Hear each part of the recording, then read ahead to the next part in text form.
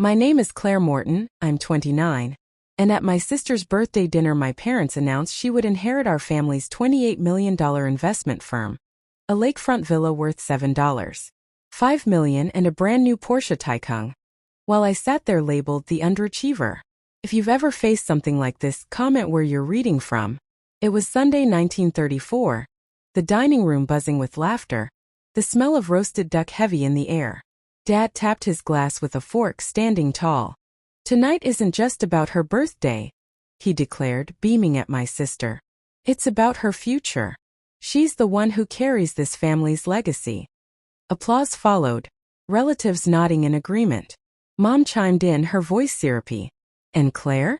Well, she's finding her path. Laughter rippled around the table. I kept my hands folded in my lap, nails pressing crescents into my skin. 4 years I'd been the shadow, the dumb one, the quiet one. My sister, with her Ivy League diploma, her shiny fiancé, her spotless resume, was always the star. Then Dad leaned forward, eyes scanning the room. She will inherit everything. The firm. The villa. The car. Every cent. My chest burned, but I stayed silent, staring at the candlelight flickering against the crystal glasses. That's when I felt a hand on my shoulder. A man I didn't recognize, dark suit, thin briefcase, leaned down and slid an envelope beside my plate. His voice was barely above a whisper. It's time they learn who you really are. I froze, heart pounding, the envelope heavy in my hand. I didn't know yet that inside those papers was the truth that would shatter every smug smile around that table and turn their celebration into the beginning of their reckoning. I didn't open the envelope right away. Instead, I slipped it into my clutch beneath the table, fingers trembling as I snapped it shut. My sister was glowing under the chandelier, holding up her champagne glass as relatives toasted her brilliance. To the star of the family, Uncle Mark boomed. I forced a smile, the taste of bitterness sharp as the bubbly touched my lips. The rest of the evening was one long performance. My mother leaned across the table at 2012, her voice pitched just loud enough for others to hear. Claire, don't look so glum. Not everyone is destined for greatness. Some of us just support from the sidelines. Laughter followed. My sister squeezed my hand with mock sympathy. Don't worry, you'll find something small that makes you happy. The words buzzed in my ears, but I kept my face still. Later, as dessert was served, an elaborate 3-tier cake topped with gold flakes, I excused myself. In the restroom under the harsh fluorescent light, I finally pulled out the envelope. Inside was a slim stack of documents and a handwritten note on thick paper. Claire, everything you've built in silence matters more than they know. Use this when you're ready. My heart hammered. I flipped through the papers. Bank statements showing deposits under my name from a software contract worth $12.4 million. An incorporation certificate, listing me as founder of a tech startup filed 18 months earlier. Shareholder records signed and sealed, making me majority owner. I stared at the numbers, my reflection pale in the restroom mirror. While they dismissed me as the family failure, I had quietly built something they couldn't even dream of. At 2046, I slipped the papers back into the envelope, my grip steady now. When the time was right, I'd show them. Not to gloat, not to beg for approval, but to rewrite the story they'd been telling about me all my life. The celebration tonight wasn't mine to steal. But the reckoning, it was already on its way. I wasn't always the failure. Growing up, I was the quiet one. The one who read manuals while other kids chased soccer balls. At 12, I rebuilt an old desktop PC from parts my uncle was throwing away. At 15, I coded a basic scheduling app that my high school actually used. But every time I tried to show my parents, their eyes slid back to my sister. Grades are what matter, Mom said when I proudly held up my little app, not toys. When my sister got into Columbia at 18, they plastered her acceptance letter on the fridge. When I got a scholarship to a state university for computer science, Dad just nodded and said, "Not bad." By 21, I realized I couldn't win their approval, so I stopped trying. While my sister paraded internships and glowing recommendation letters, I took freelance coding gigs. $300 here, $500 there. I worked nights in my dorm room, surviving on instant noodles and canned coffee. By the time I graduated, I had a small list of international clients and enough savings to seed my own project. At 26, I started building a logistics optimization platform. I didn't tell anyone, not even friends. I worked 10-12 hours a day living on takeout, pouring every cent back into servers and software. 2 years later, a mid-sized European firm bought the licensing rights for $4 million. I remember staring at the wire transfer confirmation at 2:37 a.m. The digits so unreal I had to refresh the page 3 times. Instead of buying cars or flaunting it, I created a shell company, incorporated quietly, and tucked the profits into investments. By 28, my portfolio had doubled. My sister was flaunting a brand new Tesla my parents had gifted her for being extraordinary. I was signing contracts with investors who only knew me as Ms. Morton, founder. Why didn't I tell them? Because every time I tried before, they'd laughed, mocked, compared. My success was safer in silence than under their sneers. But now, with that envelope, the silence had an expiration date. What's at stake isn't just money. It's the story of who I am, and whether they'll finally see it. And soon, at the right moment, they would. The next morning at 9:42, sunlight spilled across my kitchen table, illuminating the envelope I'd carried home like it was radioactive. My coffee sat untouched, steam curling into the air as I slid the documents out one by one. First, the incorporation certificate. My name bold and unmistakable. Claire Morton, founder and majority shareholder. The state seal pressed in blue ink, dated 18 months earlier. I ran my thumb over the raised stamp, the ridges rough beneath my skin. Second, the shareholder records. Notarized signatures clear as day. My ownership, 71%. The rest distributed to 2 silent investors, both already familiar names from my email archive. Third, the bank statements. Clean printouts showing transfer after transfer, one standing out above the rest. $12,400,000. 00 licensing contract settlement, 2:37 a.m. April 14, 2022. My stomach flipped. I remembered that night. How I sat in my tiny apartment trembling, staring at numbers too big to comprehend. Tucked between the pages was a business card, matte black with silver lettering. Elliott Green, Corporate Counsel.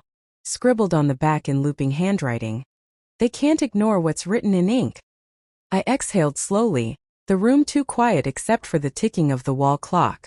I picked up my phone, snapped clear photos of every page, and created a folder. Family proof. The confirmation sound of each click felt like armor settling around me. One line of text on the bank statement caught my eye. Pending renewal contract extension negotiations, May 2023. This wasn't just evidence of past success. It was proof my future was even bigger. For years, my parents had treated me like an afterthought, the dumb daughter destined to live small. Now I held the weight of millions in my hands, legal, documented, undeniable. My chest steadied. I wasn't imagining this. I wasn't faking it. It was real. I made a choice that morning. The next time they laughed at me, I wouldn't just sit in silence. I'd let the paper speak louder than any of their words ever had. 2 days later, Tuesday at 15:18, I sat in a glass-walled office downtown, the kind that smelled faintly of leather chairs and espresso. Elliott Green, the lawyer whose card had been tucked into the envelope, sat across from me, the documents spread neatly across his desk. He adjusted his cufflinks, scanning line after line. Claire, this is all valid. Incorporation filed. Notarizations in order. Wire confirmations traceable through the bank. No cracks. He tapped the $12 million deposit, his expression unreadable. This isn't just a win. This is leverage. I leaned forward, palms damp against my skirt. So if my parents ever try to challenge me, say I'm lying or inflate my sister as the heir? He shook his head. They won't have a leg to stand on. You are the founder and majority shareholder. The firm's records, the state filings, the contracts, it's all in black and white. If they push you, you don't need emotion. You just drop this folder. Game over. The wall clock ticked softly. 15:23. My throat tightened. And if I don't fight? If I stay silent? Elliott's gaze sharpened. Then your sister walks away with a $28 million firm, and you stay the family's afterthought. Choice is yours. But let me be clear, these papers are bullets. Whether you fire them is up to you. The room went still. Outside, a delivery truck beeped as it reversed, the sound jarring against my steadying pulse. I slid the documents back into the envelope, the paper edges crisp against my fingers. 4 years I'd accepted their version of me, the invisible one, the unworthy one. Not anymore. Thank you, I said quietly.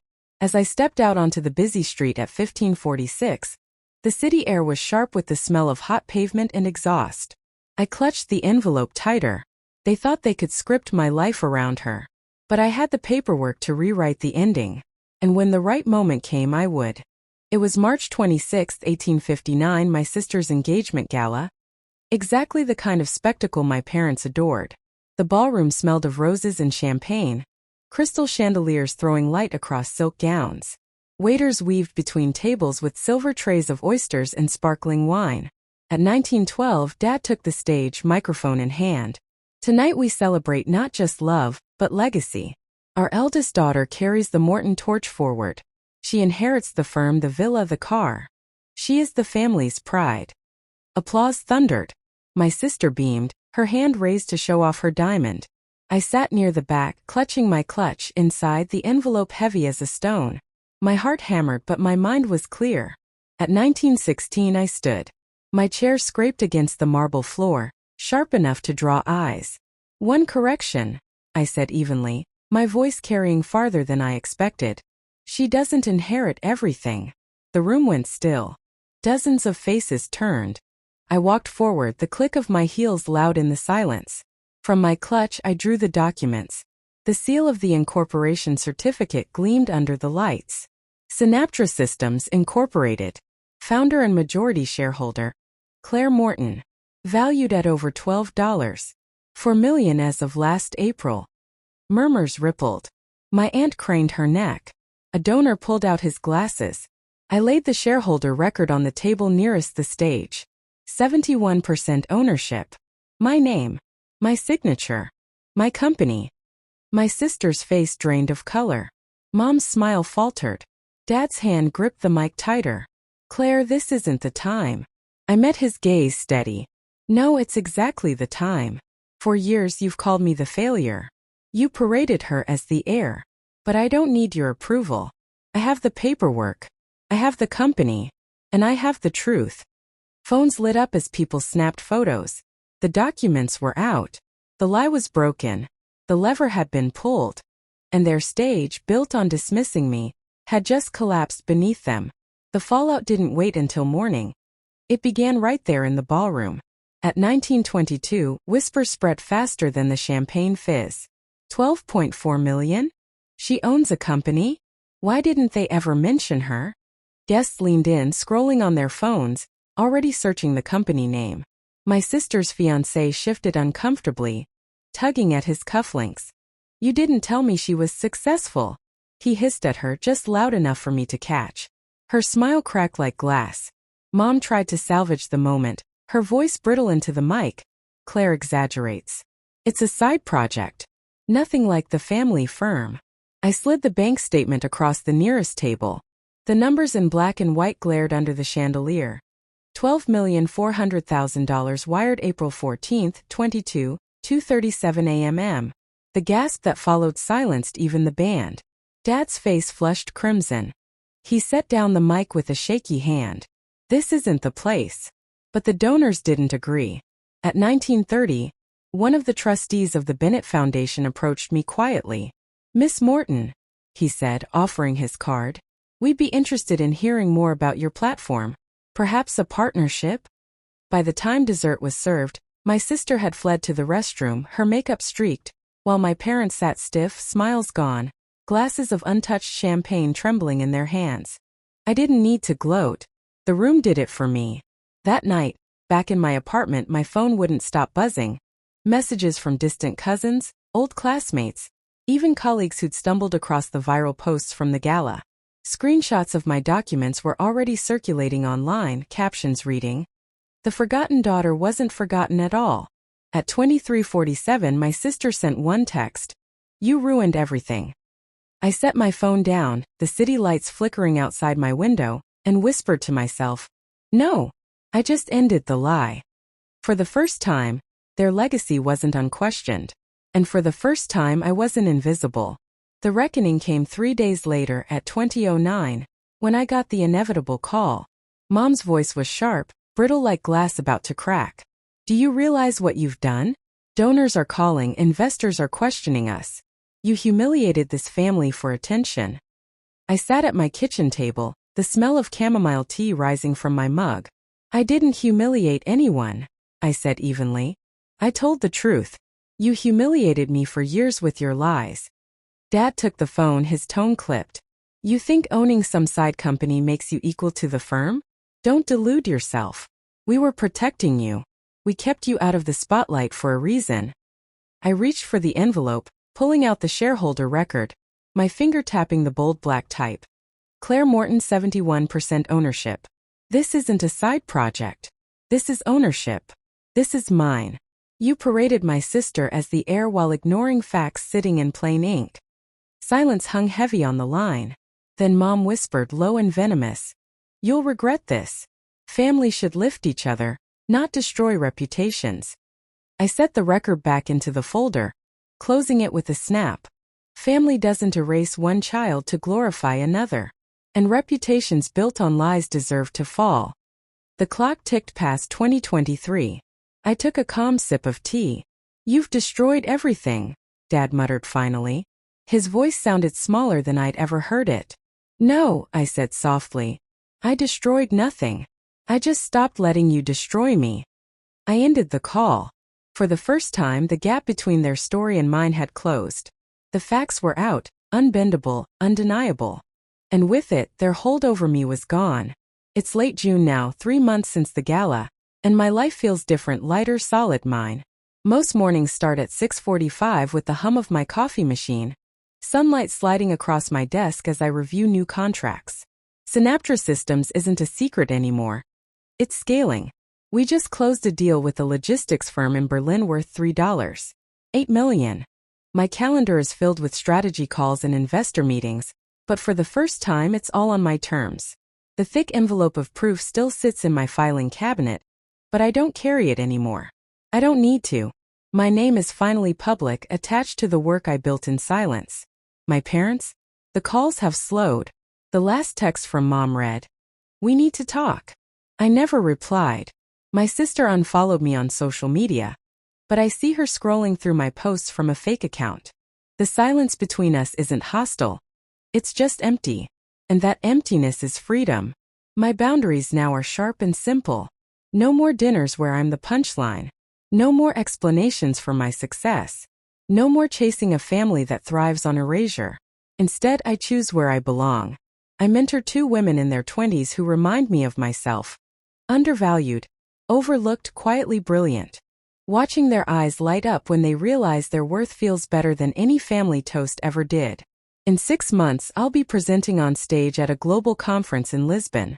My company's name will be in lights, my work front and center. I won't be sitting in the shadows of someone else's applause.